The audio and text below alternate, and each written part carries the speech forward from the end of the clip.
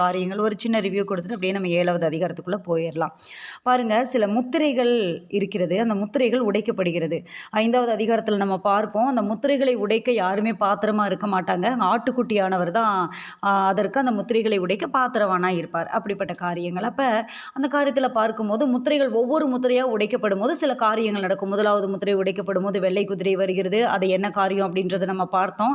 அந்த காரியங்கள் 2வது முத்திரை, 3வது முத்திரை, அப்படியே ஒவ்வொரு முத்திரையாக உடைக்கப்படுகிறது. அந்த காரியங்களை எல்லாம் ஒன்றன் பின் ஒன்றாக பார்த்தோம்.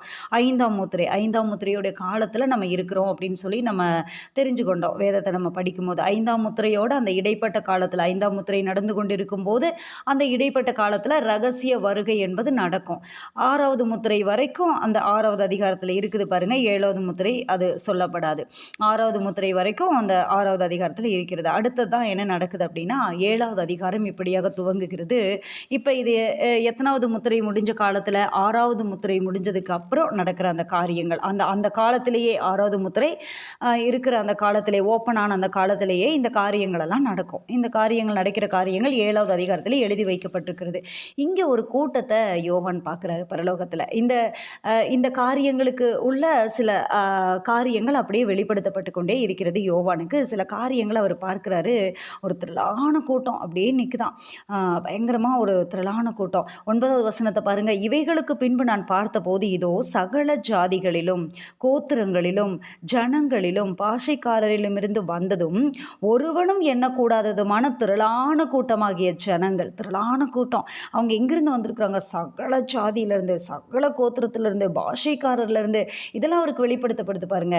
வந்திருக்காங்க. ஆனால் திரளான ஜனங்கள், ஒருவராலையும் என்ன கூட முடியாதான் அப்படிப்பட்ட ஜனங்கள் இருக்காங்களாம். வெள்ளை அங்கிகளை தரிச்சிருக்கிறாங்களாம், கைகளை குருத்தோலைகளை பிடிச்சிருக்கிறாங்களா, சிங்காசனத்திற்கு முன்பாக நிற்கிறாங்க. ஆண்டவருடைய சிங்காசனத்திற்கு முன்பாக நின்றுட்டு சிங்காசனத்திற்கு முன்பாகவும் ஆட்டுக்குட்டியானவருக்கு முன்பாகவும் நிற்க கண்டேன். அவங்க மகா சத்தமிட்டு ஆர்ப்பரிக்கிறாங்க. ரட்சிப்பின் மகிமை சிங்காசனத்தின் மேல் வீற்றிருக்கிற எங்கள் தேவனுக்கும் ஆட்டுக்குட்டியானவருக்கும் உண்டாவதாக என்று ஆர்ப்பரிக்கிறாங்க. ரட்சிப்பின் மகிமையை குறித்து ஆர்ப்பரிக்கிறாங்க.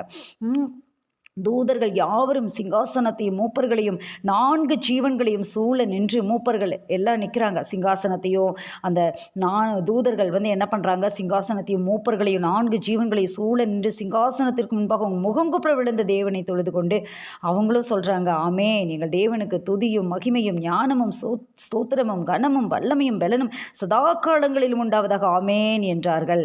அப்போ இந்த காட்சியெல்லாம் அப்படியே யோவான் பார்த்துட்ருக்கிறாரு. இது நடக்குது, இந்த காரியம் நடக்குது. அப்பா, ஒருத்தரலான கூட்ட ஜனங்கள் துதிக்கிறாங்கப்பா, வெள்ளையங்கிகளை தரிச்சிருக்கிறாங்க, சிங்காசனத்திற்கு முன்பாக நிற்கிறாங்க, ஆட்டுக்குட்டியானவருக்கு முன்பாக நிற்கிறாங்க, குருத்தோலைகளை பிடிச்சிருக்கிறாங்க. இதுக்கு இடையில தூதர்களும் அந்த 24 மூப்பர்களை சூழ அந்த தூதர்களும் என்ன பண்ணுறாங்க? சிங்காசனத்தை சூழ்ந்து அவர்களும் ஆமேன் அப்படின்னு சொல்லிட்டு அவர்களும் பணிந்து முகங்குப்புற விழுந்து தொழுது கொண்டிருக்கிறாங்க. இதெல்லாம் நடந்துட்டு இருக்கும்போது ஒரு தூதன் யோவானை கேட்குறாரு. தூதனில் மூப்பர் கேட்குறாரு. அப்பொழுது மூப்பர்களில் ஒருவன் என்னை நோக்கி, அந்த 24 மூப்பர்களில் ஒருத்தர் யோவானை நோக்கி கேட்குறாரு. அப்பொழுது மூப்பர்களில் ஒருவன் என்னை நோக்கி, வெள்ளை அங்கிகளை தரித்திருக்கிற இவர்கள் யார்? எங்கே இருந்து வந்தார்கள் என்று கேட்டார். யார் இவங்க யார்? பரலோகத்திலேயே இருக்கிற அவர் மூப்பர் இவரை கேட்குறாரு. ஏன் அப்படின்னா சில காரியங்களை தெரிந்து கொள்ளும்படியா. இந்த பாட்டை நம்ம அழகாக பாடுவோம்ல. அழகாய் நிற்கும் யார் இவர்கள், திரளாய் நிற்கும் யார் இவர்கள், சேனை தலைவராம் இயேசுவின் போற்றலத்தில் அழகாய் நிற்கும் யார் இவர்கள். சில நேரத்தில் நம்ம என்ன பண்ணி வச்சுருக்கோம்னா, இந்த பாட்டெல்லாம் துக்க வீட்டில் தான் நம்ம பாடணும்னு சில பாட்டை நம்ம பிரிச்சிட்டோம். அப்படியெல்லாம் கிடையாது. பாருங்கள், அருமையாக இந்த பாடல்களை நம்ம பாடணும். அந்த பரலோக மகிமையை நினச்சி, அந்த காட்சியை நினச்சி, அந்த காரியங்களை நினச்சி நம்ம பாடணும். அப்படி தான் பக்தன் அந்த பாட்டை எழுதினார், அழகாய் நிற்கும் யார் இவர்கள். ஆனால் நம்ம என்ன பண்ணிட்டோன்னா, ஐயோ இந்த பாட்டை பாடாதீங்க, இந்த பாட்டு துக்க வீட்டில் தான். அப்படியெல்லாம் கிடையாது. ஆண்டவருடைய மகிமையால் நிறைஞ்சு அந்த வெளிப்படுத்தின விசேஷத்தை நம்ம படிக்கும்போது ஆட்டோமேட்டிக்காக அந்த பாட்டு என்ன ஆயிரும்? நம்ம வாயில் வந்துடும். கேட்கும்போது அங்கே யோவான் சொல்கிறார், அதற்கு நான், ஆண்டவனே, அது உமக்கே தெரியும், உங்களுக்கே தெரியும் அது. அப்பொழுது அவன், இவர்கள் மிகுந்த உபத்திரவத்திலிருந்து வந்தவங்க. இவங்க யார் தெரியுமா? மிகுந்த உபத்திரவத்திலிருந்து வந்திருக்கிறாங்க. மிகுந்த கஷ்டத்திலிருந்து, மிகுந்த பாடலிருந்து இவங்க வந்திருக்கிறாங்க. இவர்கள் தங்கள் அங்கிகளை ஆட்டுக்குட்டியானவருடைய இரத்தத்திலே தோய்த்து வெளுத்தவர்கள். மிகுந்த உபத்திரவத்திலிருந்து ஒரு குரூப் வருது பாருங்க. இந்த உலகத்தில் பரலோகத்துக்கு போகிற ஒரு குரூப் ரெடி ஆயிட்டு இருக்காங்க இல்லையா? ரெடி ஆயிட்டு இருக்காங்க. எல்லாரும் அவங்கவுங்களுக்கு நியமிக்கப்பட்ட ஒரு பாதை இருக்குது. அவங்கவுங்களுக்கான பாதைகள் உண்டு. இந்த காரியங்கள் இவர்களுக்கு இப்படி இருக்குது. அவங்கவுங்க ட்ராக்ல அவங்கவுங்க ஓடுறாங்க. ஒரு சிலருடைய வாழ்க்கை மட்டும் பாருங்களேன், கொஞ்சம் கவனிச்சு பாருங்களேன். சில பரிசுத்தவங்களுடைய வாழ்க்கையெல்லாம் பாருங்களேன், கஷ்டமாக இருக்கும், உபத்திரவமாக இருக்கும். வியாதியின் பலவீனத்தோட அருமையான மோசஸ் ராஜசேகர் ஐயெல்லாம் பார்த்தா உடம்புல பயங்கரமான பலவீனத்தோட வியாதியோட கண்கள் தெரியாமல் டயாலிஸ் பண்ணி அவருடைய 2 கிட்னியும் பழுதாகி போய் நிறைய காரியங்கள் அப்படியெல்லாம் நிறைய இன்னும் சொல்லிகிட்டே போனோம். நிறைய பரிசுத்தவான்கள் அவங்களாம் வந்து பயங்கரமான கடைசி வரைக்கும் கர்த்தருக்காக ஓடி முடித்தாங்க. இன்னும் எத்தனை காலம் பாடுகள் நாதா, இன்னும் எத்தனை காலம் எத்தனை தூரம் போக வேண்டும் நாதா அப்படியெல்லாம் பாடுவார். அருமையான நல்ல பாடல்களை எழுதின தேவனுடைய மனுஷன். அவருடைய வாழ்க்கையில் பாருங்கள், சிலருடைய வாழ்க்கையெல்லாம் பாருங்கள் நல்லா இருப்பாங்க, எந்த கஷ்டமும் இருக்க. சிலருக்கெல்லாம் ஒரு நாளை கடத்துறதே கஷ்டமாக இருக்கும். ஒரு நாள் அவங்க லீட் பண்ணுறதே கஷ்டம். அவங்கள சுற்றி சுற்றி சில பிரச்சனை, சுற்றி சுற்றி போராட்டம், நிறைய காரியம். காலையில் எந்திரிச்சு அவங்க தூங்குற வரைக்கும் இரவிலும் அவன் மனதுக்கு இளைப்பாறுதல் இல்லைன்னு பிரசங்கி எழுதி வச்ச மாதிரி தான் பயங்கரமான படம். பரிசுத்தவான்கள் தான், அதில் எந்த மாற்று கருத்தும் இல்லை. ஆனால் பயங்கரமான பாடு, பயங்கர பிரச்சனை, போராட்டம். இன்னொரு குரூப் போகும், அது ஜாலியாக பாட்டு பாடிட்டு போகும், அதுக்கு எந்த பிரச்சனையுமே இல்லை, ஒன்றும் இல்லை, அது பாட்டுக்கும் போகும். ஆனால் இந்த குரூப்பு படுற பாடு வெளியே இருக்கிறவங்களுக்கே டவுட் வரும். இவங்க கூட கர்த்தர் இருக்கிறாரா இல்லையான்னு சிலர் கேட்டுருவாங்க. என்ன சிஸ்டர் இவ்வளோ கஷ்டப்பட்டுட்டு இருக்கீங்க, உங்கள் வாழ்க்கையில் இந்த பிரச்சனை முடியவே முடியாதா? நானும் பார்க்குறேன், ரொம்ப வருஷமாக இந்த பிரச்சனைக்குள்ளே போகிறீங்க, இது உங்களுக்கு முடியவே முடியாது, இந்த பிரச்சனை இப்படி தான் இருக்குமா, நல்லா கொஞ்சம் ஜெபம் பண்ணுங்க, கர்த்தர் உங்களோட இருக்கிறாரா கேட்டுட்டீங்களா? இப்படியெல்லாம் குழப்பி விடுவாங்க சில பேர். இப்படி குழப்பி விடுற ஒரு குரூப்பும் உள்ளே இருக்குது. அதுவும் ஆவிக்குரிய குரூப் தான், வேற எங்கிருந்தும் நான் பேசலை, சபைக்குள்ளேருந்து நான் பேசிகிட்டு இருக்கேன் பாருங்க. ஆனால் இங்கே மூப்பர்களில் ஒருவன் கேட்குறான், யோவான் கிட்ட கேட்குறாப்புல, யாரு வெள்ளை அங்கிகளை தரித்து வராங்களே யார், அது உங்களுக்கே தெரியும்னு சொன்னோன்னே விளக்கம் கொடுக்குறாரு பாருங்க. இவங்க யார் தெரியுமா? மிகுந்த உபத்திரவத்திலிருந்து வந்தாங்க. எல்லாருக்கும் உபத்திரவம் இருக்குது, எல்லாருக்கும் பாடுகள் இருக்குது, உண்மைதான். ஆனால் இந்த குரூப் மட்டும் இந்த சிங்காசனத்திற்கு முன்னாடி நிற்குது பார்த்தீங்களா? சிங்காசனத்திற்கு முன்னாடி நிற்கிற குரூப். ஏன் பாடுபடுறீங்க நினச்சிக்கோங்க, எழுதி வச்சுக்கோங்க, உங்கள் டைரியில் எழுதி வச்சுக்கோங்க. ரொம்ப கஷ்டமாக இருக்கா? ரொம்ப பாடுபடுறீங்களா? பரிசுத்த வாழ்க்கை மற்றவங்கள மாதிரி இல்லையா? ரொம்ப போராடி கஷ்டப்பட்டு போக வேண்டியது இருக்குதா? பலவந்தம் பண்ணுற மாதிரி இருக்குதா? ரொம்ப அழுக, கண்ணீரின் பள்ளத்தாக்கம், உபத்திரவம், எப்போ பார்த்தாலும் பிரச்சனை, ஏதோ ஒரு கஷ்டம், ஏதோ ஒரு பாடு சுற்றி சுற்றி உங்களை அப்படியே சிதறடிக்கிற மாதிரி வருதா? நீங்கள் சிங்காசனத்துக்கு முன்னாடி நிற்க போகிறீங்க. அதனால தான் சிங்காசனத்துக்கு முன்னாடி எல்லாருக்கும் ஒரு காரியங்கள் இருக்குது. அவனவனுக்கு கொடுக்கப்பட்ட அந்த காரியங்கள் இருக்குது பரலோகத்துலேயும். ஆமாம்மா, அவனவனுக்கு கொடுக்கப்பட்ட சில காரியங்கள், கைகளின் கிரியை அவனுக்கு கொடுங்க. சில காரியங்கள் இருக்கிறது. இங்கே மிகுந்த உபத்திரவத்திலிருந்து வந்தவங்களுக்கு மட்டும்தான் எங்கே அனுமதி? சிங்காசனத்துக்கு முன்னாடி. யார் தெரியுமா இவங்க? மிகுந்த உபத்திரவத்திலிருந்து வந்தவங்க. இவங்க தங்களுடைய அங்கிகளை ஆட்டுக்குட்டியானவருடைய இரத்தத்திலே தோய்த்து வெளுத்தவங்க. ஆனபடியினால தான் இவர்கள் தேவனுடைய சிங்காசனத்திற்கு முன்பாக இருந்து இரவும் பகலும் அவருடைய ஆலயத்திலே அவரை சேவிக்கிறார்கள். சிங்காசனத்தின் மேலே வீற்றிருக்கிறவர் இவர்களுக்குள்ளே வாசமாயிருப்பார். சில நேரத்தில் நம்ம நினச்சிக்கிறோம் இது எல்லாருக்கும் தான் அப்படின்னு சொல்லி. இருக்கிறாங்க, எல்லாரும் உள்ளுக்குள்ளே போகிறவங்க இருக்கிறாங்க. ஆண்டவர் சொல்லுவார் பாருங்க, யோவானை குறித்து சில காரியங்களை சொல்லுவார். அதாவது வேத வசனத்தில் கரெக்டாக அந்த வேத வசனத்தை கை கொண்டு போதிக்கிறவன் பரலோக ராஜ்யத்தில் வந்து எல்லாரிலும் அவன் பெரியவனாக இருப்பான். இதில் சிறிதானது ஒன்றை கூட அவன் வந்து தவறி போதிக்கிறவன் வந்து எப்படி இருப்பான் அப்படிங்கிறத குறித்ததான காரியங்களை ஆண்டவர் பேசிடுவார். ஆமாம், இதில் சிறிதானது ஒன்றையும் அவன் வந்து தவறி அந்த போதிக்கக்கூடாது அப்படின்னு சொல்லிட்டு யோவானை குறித்து சொல்லுவார். ஸ்திரீகளுக்குள்ளே பிறந்தவர்களில் யோவானை போல பெரிய தீர்க்கதரிசி ஒருவன் இல்லை. ஆனால் இந்த காரியமெல்லாம் பயங்கர கொஸ்டினாக இருக்கும் நமக்கு. இதை குறித்து என்ன, அந்த வெளிப்பாடுக்குள் நம்ம இப்போ போக வேணாம். சொல்கிறேன், நான் சில பரலோகத்தில் இந்த மாதிரி காரியங்கள் இருக்கிறது என்கிறதுக்கான ஒரு சின்ன ஒரு அவுட்லைன் மாதிரி நான் உங்களுக்கு இந்த காரியத்தை சொல்லித்தரேன். அப்போ பாருங்கள், அப்போ இந்த சிங்காசனத்திற்கு முன்னாடி இருக்கிற குரூப்புக்கு மட்டும் ஒரு ஸ்பெஷல். அவங்க வந்து மிகுந்த உபத்திரவத்திலிருந்து வந்தவங்க, மிகுந்த கஷ்டத்திலிருந்து வந்தவங்க. இந்த காலை வேளையில் நம்ம நினச்சிக்கலாம், ரொம்ப உபத்திரவமா, ரொம்ப பாடா, ரொம்ப கஷ்டமாக, ரொம்ப கண்ணீர் வெடிக்கிறீங்களா? எல்லோரும் போல் வாழ்க்கை உங்களுக்கு இல்லையா? எல்லாரும் ஈஸியாக அப்படியே ஹேண்டில் பண்ணிட்டு போகிறது உங்களுக்கு ரொம்ப கஷ்டமாக இருக்கா? ஒரு நாள் ஓட்டுறதே ரொம்ப கேள்விக்குறியாக இருக்கா? எப்படி ஆண்டவரே இந்த சூழ்நிலையை எப்படி நான் இதை சமாளிப்பேன்? எப்படி இதை நான் கடந்து போகிறது? இந்த காரியத்தை நான் எப்படி பண்ணுவேன்? ஆனால் இவ்வளோ நாள் தாண்டி வந்துட்டு இதை திரும்பி பார்த்தா எப்படி ஜெயிச்சிங்க, இவ்வளோ நாள் எப்படி ஜெயிச்சிங்க, எல்லாருக்கும் ஒரு மாதிரி அப்படியே மலைப்பாக இருக்கும். ஆனால் இவங்க கூட கர்த்தர் இருந்து அப்படியே நடத்திடுவார். சில நேரங்களில் பாருங்கள், நம்ம கடந்து வந்த பாதைகளோட வலி வேதனைகளை அப்படியே நாளாக நாளாக நாளாக அதை மறக்கடிச்சிடுவார். நானாக தாண்டி வந்தேன், நானாக ஜெயித்தேன், நானாக இந்த காரியங்களை செஞ்சேன். சில காரியங்களெல்லாம் இது இப்படி தான் அப்படின்னு தெரியறதுக்குள்ள நம்மளுக்கு அதிலேருந்து தாண்டி வர வச்சிருவார் பாருங்கள். அதுதான் ரொம்ப பியூட்டியான ஒரு காரியம், ஆண்டவருடைய காரியம். உபத்திரவத்தில் சும்மா நம்ம மட்டும் நடக்கிற மாதிரிலாம் நம்ம நினச்சிடக்கூடாது.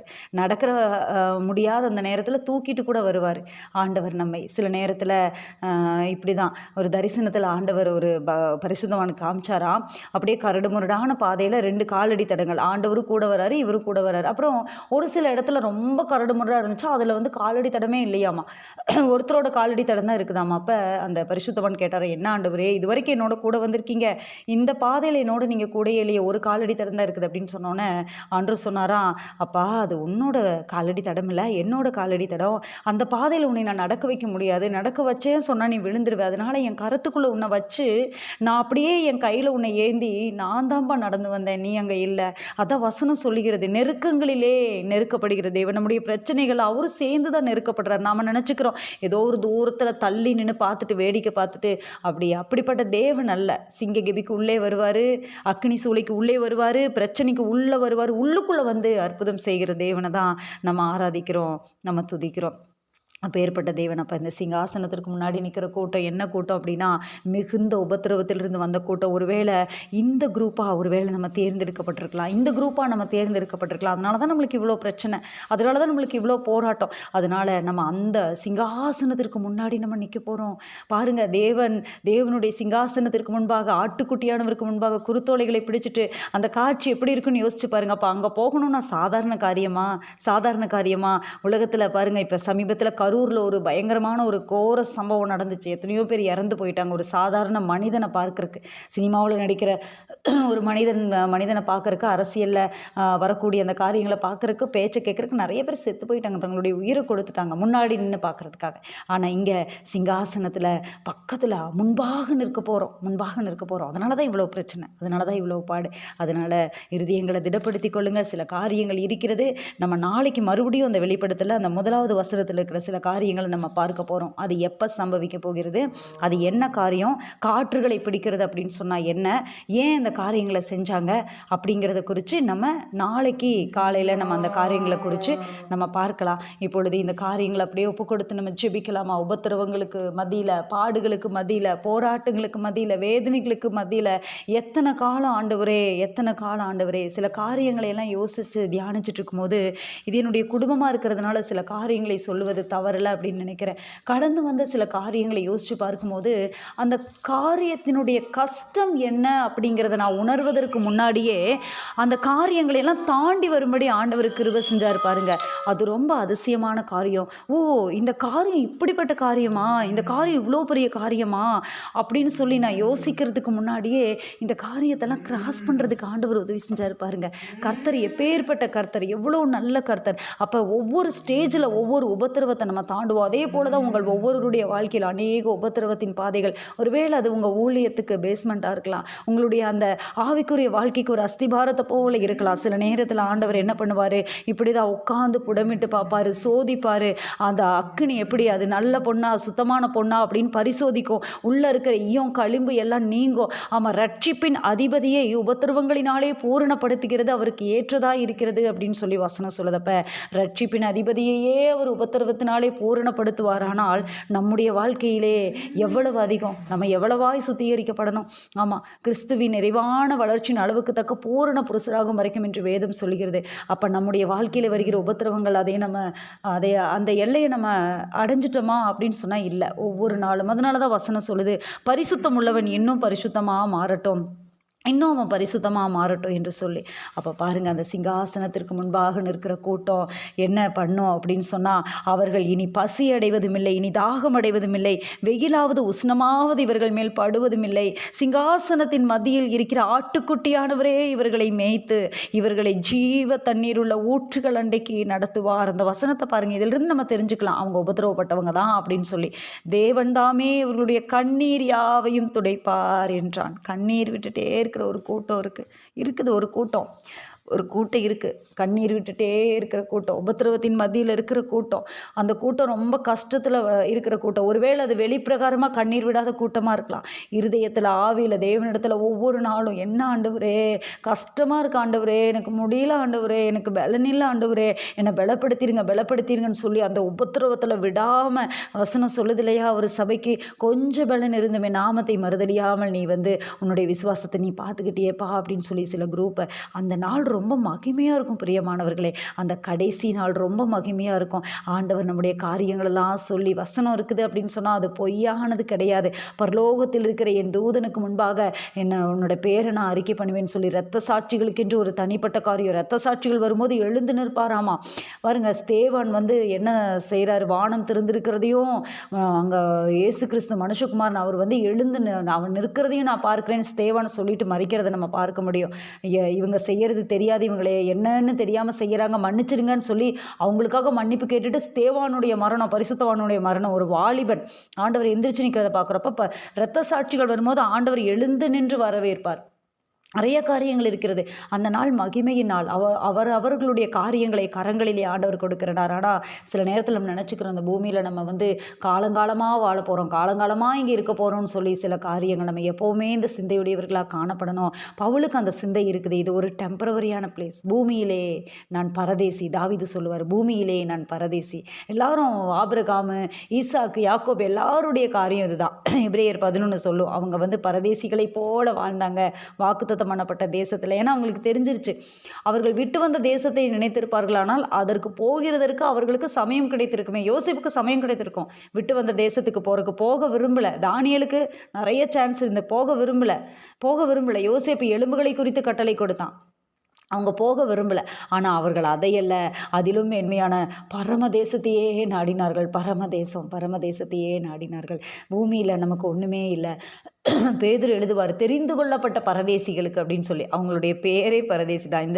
இந்த காலகட்டத்தில் யாராவது நம்மளை அந்த வார்த்தை சொன்னால் திட்டுற வார்த்தை அப்படின்னு சொல்லி நம்ம போட்டு வச்சுருக்கோம். ஆனால் வேதம் நம்ம அழகாக செல்லமாக அழைக்கிற வார்த்தை அது. பரதேசி அப்படின்னா என்னென்னா, பரதேசி அப்படிங்கிற வார்த்தைக்கு தமிழ் வார்த்தைக்கு என்ன அர்த்தம்னா, தங்களுடைய தேசங்கள் அல்லாத அந்நிய தேசத்திலே இருக்கிறவர்கள், ஒரு அடிமைகளை போல வாழ்கிறவர்கள் அப்படின்ற அந்த மீன் பண்ணிக்கலாமா அப்படின்னா பண்ணிக்கலாம். அந்த மாதிரி தான் அந்த தமிழ் வார்த்தைக்கு அதுதான் அர்த்தம். அவர்களுடைய தேசமல்லாத தேசத்திலே ஒரு அயலகத்தார் போல வாழ்கிறவர்கள், அவங்க தான் பரதேசிகள். அப்போ வேதம் நம்மை அப்படி தான் அழைக்கிறது. நம்ம அப்படி தான் பரதேசிகள். இந்த உலகம் நம்மளுக்கு டெம்ப்ரவரி தான். நம்மளுக்கு பெர்மனண்ட் பிளேஸ் எல்லாம் கிடையாது. கைகளால் கட்டப்படாத நித்தியமான ஒரு வீடு நமக்கு இருக்குது. ஆண்டவர் சொல்லிட்டு போயிருக்காருல, உங்களுக்காக ஒரு ஸ்தலத்தை ஆயத்தம் பண்ண போகிறேன்னு. அந்த வீட்டுக்காக நம்ம காத்திருக்கிறோம். நமக்கான வாசஸ்தலம் அங்கே இருக்கிறது. நம்முடைய அந்த நாளில் நம்முடைய கிரியைகளுக்கு தக்கதான பலனை நம்ம பெற்றுக்கொள்வோம். அங்கே சில காரியங்கள் நமக்கு கொடுக்கப்படும்.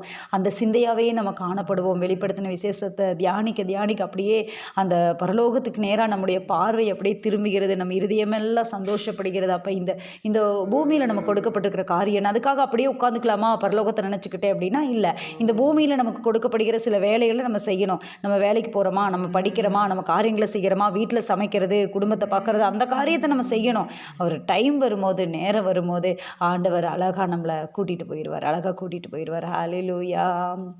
அவர் வரும் நாளிலே என்னை கரமசைத்து அன்பாய் கூப்பிட்டு சேர்த்து கொள்வார்.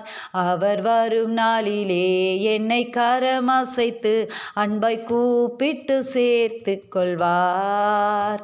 அவர் சமூகமதில் அங்கே அவருடனே ஆடி பாடியே மகிழ்ந்திடுவேன். அவர் சமூகமதில் அங்கே அவருடனே ஆடி பாடியே மகிழ்ந்திடுவேன். அல்லேலூயா. இந்த அதிகாலையிலுமே நாங்கள் துதிக்கிறோம் ஆண்டவரே. பரலோகத்திற்கு நேராக எங்கள் பார்வையை ஆண்டவரே நீர் திசை திருப்பியதற்காக நன்றி செலுத்துகிறோம். இந்த உலகத்திலே ஆண்டவரே காலமாக வாழ நாங்கள் அழைக்கப்படலை. இந்த உலகம் எங்களுக்கு ஒரு டெம்பரவரி பிளேஸ் ஆண்டவரே. பெர்மனண்டான ஒரு இடத்தை, எங்களுக்காக ஒரு ஸ்தலத்தை ஆயத்தம் பண்ண போயிருக்கிறீங்கப்பா. எங்களுக்கான வாசஸ்தலத்தை நாங்கள் பெற்றுக்கொள்ளணும். தனக்குரிய அந்த வாசஸ்தலத்தை தனக்குரிய இடத்துக்கு போனான் என்று யூதாசை குறித்து எழுதி வைக்கப்பட்டிருக்கிறது. எங்களுக்குரிய இடம் அது பரலோகத்தில் இருக்கணும். எங்களுடைய இடம் அது பரலோகத்தில் இருக்கணும், எங்களுடைய பிளேஸ் பரலோகத்தில் இருக்கணும், எங்களுக்கு அங்கே ரிசர்வ் பண்ணப்பட்டிருக்கணும் ஆண்டவரே, நரகத்தில் அல்ல. நாங்கள் அதற்கு உரியவர்கள் அல்ல. அந்த காரியங்கள் எங்களிடத்தில் இருக்கக்கூடாது. தேவ பிரசனம் சில சுத்திகரிப்புகளை எங்கள் வாழ்க்கையில் நடத்தணும். அதற்காக தான் சில உபத்திரவங்கள், அதற்காக தான் சில சிற்றைகள் வாழ்க்கையில் அனுமதிக்கப்படுகிறது. நரகத்துக்குள்ளே போய் விழுந்துராதபடி தான் சில காரியங்களை ஆண்டவர் இந்த பூமியிலே திருத்துகிறார். சிம்சோனுக்கு கண்கள் பிடுங்கப்பட்டது. அவனுடைய வாழ்க்கையை கண்களை பிடுங்கினாலும் பரவாயில்ல, நீ 2 கண்ணுடையவனா நரகத்தில் தள்ளப்படுவதை பார்க்கலும் கண்கள் பிடுங்கப்படுகிறது. சத்துருவே அதை செய்கிறான் பாருங்க, மாவரைத்து கொண்டிருக்கிறான். ஆனாலும் அவனுடைய அந்த இருதயம் கடைசியாக கர்த்தர் பக்கம் திரும்புது. அதே போல தான் சிலருடைய வாழ்க்கையிலே சிலருடைய காரியங்கள் ஹல்லேலூயா உபத்திரவத்தின் பாதைக்குள்ளே போனாலும் ஆண்டவரே அப்பா நாங்கள் வழி தப்பி விடாதபடி ஆண்டவரே, காணாமல் போன ஆட்டை போல வழி தப்பி போனேன், நமது அடியேனை தேடுவீராக என்று தாவீது சொன்னது போல இந்த அதிகாலை வேளையில் எங்களை முழுவதுமாய் தாழ்த்தி அர்ப்பணிக்கிறோம் ஆண்டவரே. எங்களுடைய வழிகள் எல்லாம் ஆண்டவரே நிலைவரப்படட்டும், தேவ சமூகத்தில் கரெக்ட் ஆகட்டும் ஆண்டவரே. எங்களை கரெக்ஷன் பண்ணுங்க, கரெக்ட் பண்ணுங்க ஆண்டவரே. தகப்பனை எங்களை முழுவதுமாய் ஒப்புக் கொடுக்கிறோம். திருத்துங்க எங்களை ஆண்டவரே, திருத்துங்க எங்களை, டீச் பண்ணுங்க, போதித்து புத்தி சொல்லுங்க. எப்படியாவது ஆண்டவரே உங்கள் சித்தத்தை நாங்கள் நிறைவேற்றி அங்கே வந்துடணும் ஆண்டவரே. உங்கள் சித்தத்தை நிறைவேற்றி நேர்வழியாய் நாங்கள் வந்துடணும் அப்பா. இந்த அதிகாலையில் எங்கள் குடும்பங்களை உங்கள் கருத்தில் ஒப்புக் கொடுக்கிறோம். எங்களுக்கு என்று ஆண்டவரே எங்கள் ஓட்டத்துக்கு சில காரியங்கள் நியமிக்கப்பட்டிருக்கிறது, சில காரியங்களை பரலோகம் எங்களுக்கு போட்டு வைத்திருக்கிறது. அந்த காரியங்களை நாங்கள் முடிக்கணும். எங்களுக்கு ஒரு டார்கெட் இருக்குது. அந்த காரியத்தை நாங்கள் அச்சீவ் பண்ணி தான் ஆண்டவரே நாங்கள் அங்கே போகணும். அந்த காரியத்தை முடிக்கிறதுக்கு தேவையான தேவ பலன் இந்த அதிகாலையில் இறங்கட்டும். இந்த நாள் ஆண்டவர் எங்களுக்கு விரோதமாக ஆண்டவரை சத்துரு போட்டு வைத்திருக்கிற எல்லா திட்டங்களையும் நசரேனாகிய இயேசு கிறிஸ்துவின் நாமத்தினாலே கடிந்து புறப்படுத்தி ஜெபிக்கிறோம். எங்கள் பிள்ளைகள் மேலே தேவ பிரசனம், பிள்ளைகள் மேலே தேவ கிருபை, வாழ்க்கை துணை மேலே ஆண்டவரை தேவ ஆளுகை, எங்கள் குடும்பத்தின் மேலே தேவனுடைய ரகசிய செயல், எங்கள் கூடாரத்தின் மேலே தேவனுடைய ரகசிய செயல் மூடுவதாக. சத்துருவுக்கு விரோதமாய் ஆவியானவர் கொடியேற்றுவீராக, வேலியடைப்பீராக, பாதுகாத்துக் கொள்வீராக. போக்குவரத்து ஆசீர்வதிக்கப்படட்டும் ஆண்டவரே.